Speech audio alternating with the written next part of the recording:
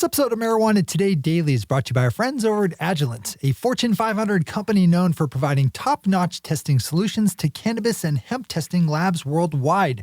Are you considering testing your cannabis in-house for potency? Agilent is giving away a free 1260 HPLC system for 1 year.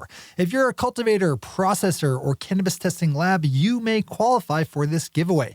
By using Agilent's 1260 HPLC for potency testing, you'll gain immediate access to your data, know when to harvest, and increase your sample throughput.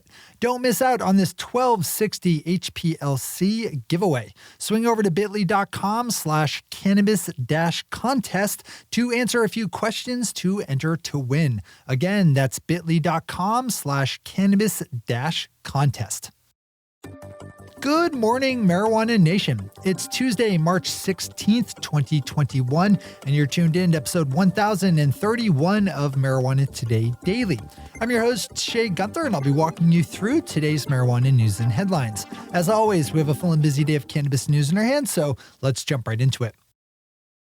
We head out west to kick off the news week, where Arizona's Department of Health Services is reporting that adult use sales in the state totaled just under $3 million during the first 10 days of adult use sales legalization. Arizona is letting existing medical shops get the first shot at the new adult use market, and on January 22nd, 73 of the 130 licensed medical stores began selling to adult use customers. There's a month delay in the release of sales figures out of Arizona, but for the 10 days following January 22nd, those 73 shops sold $2.9 million in legal marijuana, from which Arizona kept just over $226,000 in taxes. That bodes pretty well overall for the future of Arizona's legal adult use market, which Marijuana Business Daily is projecting will reach up to $400 million in sales this year. Yesterday in New York, Assembly Speaker Carl Heastie said that he thinks lawmakers are close to a deal to legalize adult use marijuana, and that he expects legislative action to take place in the next 2 weeks. Right now, there's a divide between embattled Governor Andrew Cuomo and longtime legalization supporters Assembly Majority Leader Crystal Peoples-Stokes and Senator Liz Krueger over whose version of legalization will pass, with Governor Cuomo's version being roundly criticized for being too conservative and punitive. Governor Cuomo is facing calls from just about everyone in New York politics to resign over the numerous allegations of sexual harassment that have surfaced in recent weeks against him, which has certainly had some effect on how he's operating here. Just like New York state politics itself, this one is wrapped up in all sorts of nuance and detail, so I'd suggest reading this one in full today. But the big takeaway is to keep your eye on New York State this week and next. Kyle Yeager over Marijuana Moment takes the day's final top story with a pickup of some good news out of Washington, D.C., where on Monday, a psychedelics decriminalization law went into effect. As it stands now, as of midnight on Monday, police are supposed to treat psychedelics as their lowest enforcement priority in Washington, D.C. This is a good story not only for the actual decriminalization effort, which we need to see more of everywhere, but also for the fact that it happened in Washington, D.C., which is under a unique governance model where the federal government is in control of a lot of its internal city affairs. The ballot measure voted on in November to make psychedelics a low law enforcement priority was really only able to be implemented because Congress is in the control of Democrats. So once again, thank you Stacey Abrams and everyone else who worked to make Georgia happen. Those are the top stories for today. It's time for Marijuana Today Daily Headlines Blitz. Before we blitz out in headlines, let's quickly thank our sponsor, Agilent, a Fortune 500 company known for providing top-notch testing solutions to cannabis and hemp testing labs worldwide. As I mentioned at the top of the show, Agilent is giving away a free 1260 HPLC system for 1 year. If you've been thinking about testing your cannabis in-house for potency, then this is for you. Swing over to bit.ly.com/cannabis-contest to enter for a chance to win. When you use Agilent's 1260 HPLC system, you get instant access to all the right data about your marijuana, which narrows down exactly when you should harvest. That means you don't spend any more time growing your cannabis than you need to, and that you'll harvest it at its peak. One more time, swing over to bit.ly.com/cannabis-contest to enter your company in for a chance to win 1 free year's use of Agilent's 1260 HPLC system. Big thanks to everyone over at Agilent for the support that helps us keep the news lights on. All right, time for the Blitz. We start back up here in my corner of the country here in Maine, specifically in my hometown of Portland, where there are 31 pending applications for adult use stores that are mostly expected to all be open over the spring and summer. And as Hannah LeClaire over at the Portland Press Herald has it, many of those stores could be opening up within the next few weeks. That's pretty decent for a city of 66,000 people. Besides the 31 pending store applications, there are another 28 applications for supporting businesses like manufacturers and testing facilities. Initially, Portland city councilors wanted to limit the number of stores in the city to 20, but lost a lawsuit over that licensing cap last year and are now moving ahead with a plan to just approve everyone and let the market sort things out.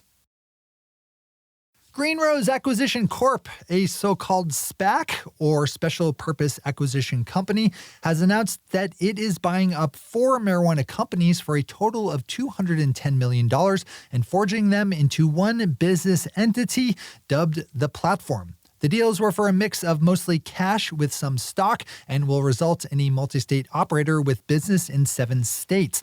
Bought up in the deals were the companies Shango Holdings Inc., Future Works, doing business as the Health Center, TheraPlant, and True Harvest. Pop over to Deborah Borchard's story on Green Market Report for more on this if you need it.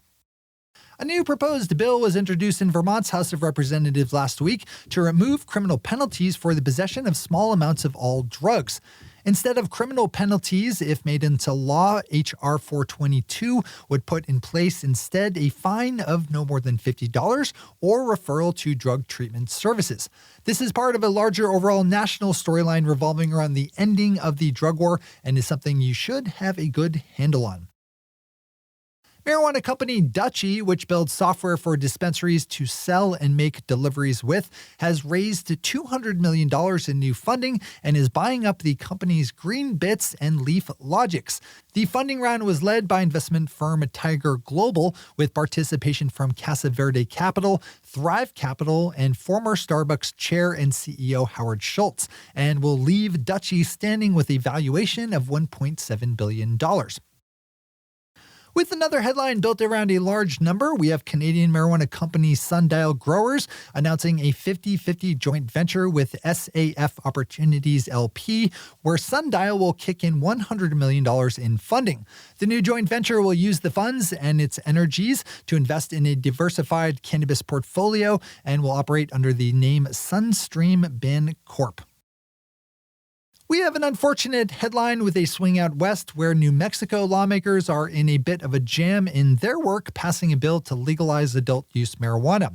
We've long tracked developments out of New Mexico, which has a thriving medical market and political leaders in support of legalization, but right now there's less than a week left in the state's legislative calendar, and no indications as of yet that a bill is close to being ready, with the main points of contention concerning licensing and regulations for existing medical shops.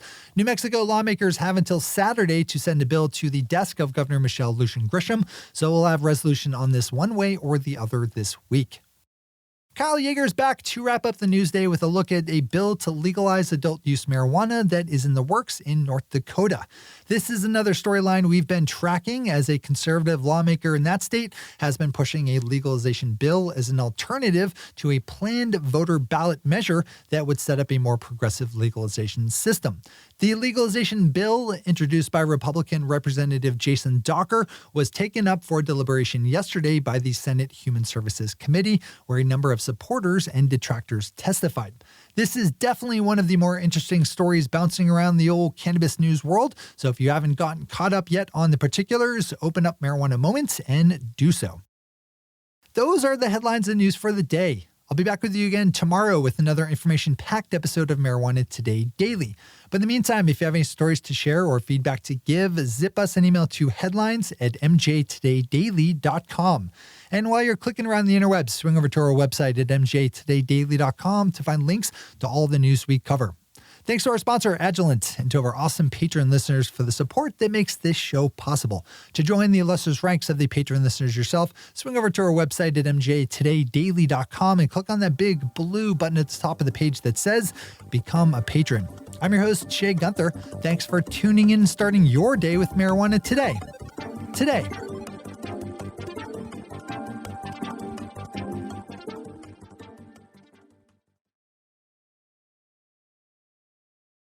One take, Shay. One take.